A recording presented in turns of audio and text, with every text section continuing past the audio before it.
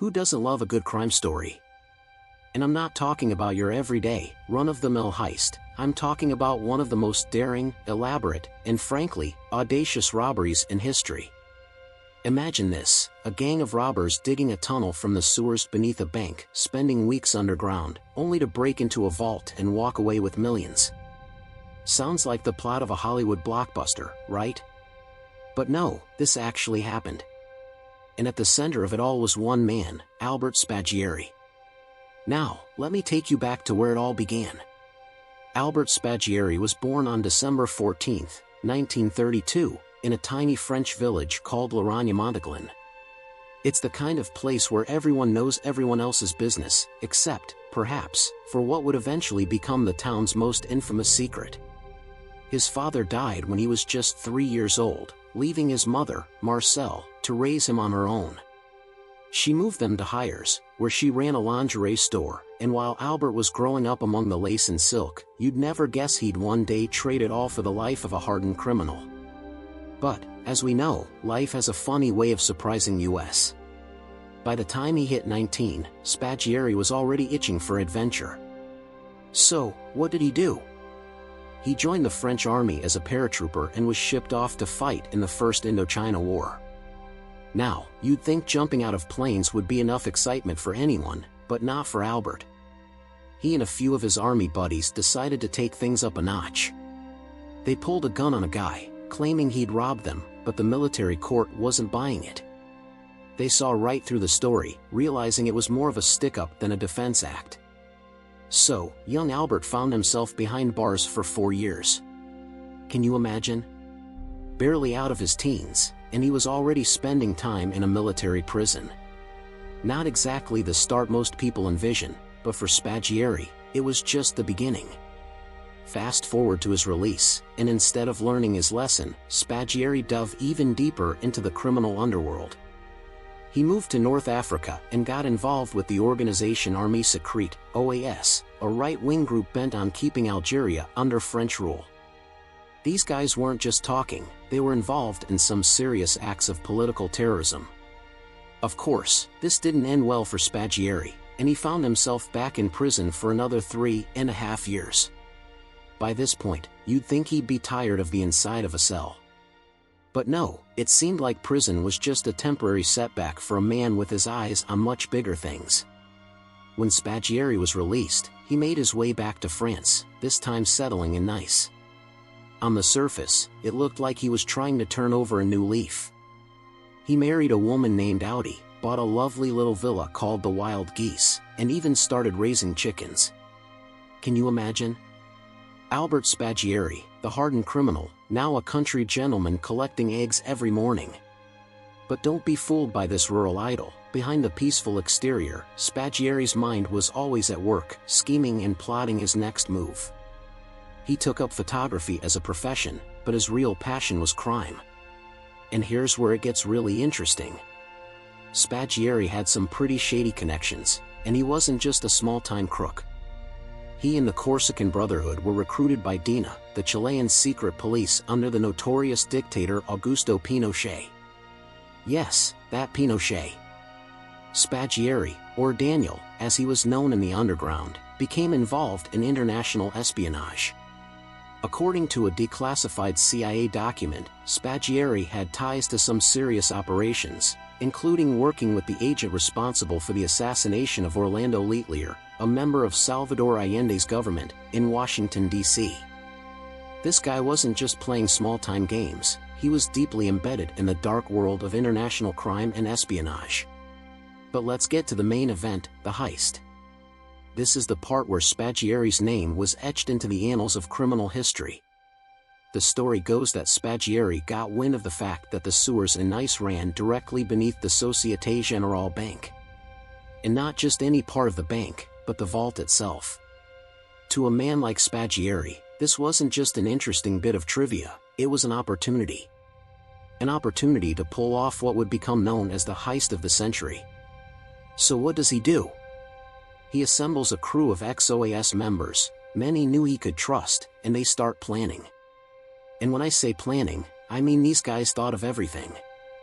Over 2 months, they dug an 8-meter-long tunnel from the sewer to the vault floor. But this wasn't just some hastily dug hole. No, they brought in electrical cables for lighting, rubber rafts for navigating the sewers, and even picnic tables for meals. They basically turned the sewers into their own underground base of operations. Then, on the weekend of July 16, 1976, when all of France was celebrating Bastille Day, Spaggiari and his team made their move. They broke into the vault and spent hours, no, days, going through the safe deposit boxes, hand-picking the most valuable items. They were in no rush, they had all the time in the world. By the time they were done, they had walked away with 46 million francs in cash, securities, and valuables. And before they left a little note on the vault wall, sans armes, and I haine, and I violence, without weapons, neither hatred, nor violence. It was as if they were saying, we're not the bad guys here, we're just taking what's ours. I mean, who does that? These guys weren't just thieves, they were artists. For months, the French police were stumped. They had no idea who was behind the heist. But, as is often the case, someone talked. One of the gang members got caught, and under pressure, he spilled the beans. Before long, the police had the entire crew in custody, including Spaggiari. Now, you'd think this is where the story ends, right? Spaggiari, caught and brought to justice? But no, this is Albert Spaggiari we're talking about. In what can only be described as a scene straight out of a Hollywood movie, Spaggiari was in court one day, being questioned by the judge. He handed the judge a document, a fake document, mind you, to distract him. And while the judge was busy deciphering the meaningless papers, Spaggiari made his move. He jumped out of a second-story window, landed on a parked car below, and took off on a waiting motorcycle. And the best part? The owner of the car later received a check in the mail from Spaggiari to cover the damages. I mean, talk about a classy exit. You can't make this stuff up. After his daring escape, Spaggiari became one of the most wanted men in France. But the courts weren't going to let him get away that easily. He was sentenced to life imprisonment in absentia, but Spaggiari had no intention of spending another day behind bars. He managed to elude capture for the rest of his life, living as a free man. Rumors swirled that he underwent plastic surgery to alter his appearance and spent his remaining years in Argentina. Some even said he occasionally snuck back into France to visit his mother and wife, always managing to stay one step ahead of the law. He was like a ghost, always just out of reach, always one step ahead of the game. Spaggiari's life was shrouded in mystery right up until the end. He died of lung cancer in 1989, at the age of 57. His body was found by his mother in front of her home in Hyères. And just like that, one of the most notorious criminals in history was gone. But the legend of Albert Spaggiari? That lives on. Albert Spaggiari's life has inspired books, movies, and TV shows. His heist is still talked about as one of the greatest of all time. And honestly, can you blame people for being fascinated? The guy was like something out of a novel, a charming, daring, and absolutely fearless criminal mastermind. He showed the world that sometimes, truth really is stranger than fiction. But here's a little twist for you. In 2010, a man named Jacques Cassandre published a book claiming that he was the real mastermind behind the Nice Heist, and that Spaggiari had only played a minor role. Can you imagine that? The story of this legendary heist taking a turn decades after the fact? Cassandre couldn't be prosecuted because the statute of limitations had expired, but his claims still stirred up a lot of controversy. According to him, Spaggiari was just a frontman, a charming, charismatic figure who took the fall, while the real mastermind slipped into the shadows. True or not, this claim just adds another layer to the already fascinating story of the Nice Heist. And let's not forget Spaggiari's ties with the Chilean secret police, DINA. His involvement in international espionage, his codename Daniel, and his connection to high-profile assassinations all paint a picture of a man who was far more than just a common thief.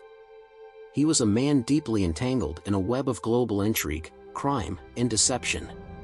It's almost as if his entire life was one long, elaborate con, with Spaggiari playing every role to perfection, from the daring soldier to the suave bank robber to the elusive fugitive. So, let me ask you, if you were in Spaggiari's shoes, would you have dug that tunnel? Would you have risked it all for the thrill of the heist, the chance to make history, or just to see if you could pull it off? Or would you have stayed on the straight and narrow, wondering what might have been? It's easy to say what you would do, but who knows what any of us might do when faced with the chance to become a legend, no matter the cost. If you enjoyed this deep dive into one of the wildest stories of the 20th century, make sure to subscribe to the channel. We've got plenty more tales of daring, deceit, and a whole lot of audacity coming your way. And hey, don't forget to drop a comment below. What would you have done in Spaggiari's place? Until next time, keep your curiosity alive and your sense of adventure even stronger. Who knows what other incredible stories are waiting to be uncovered?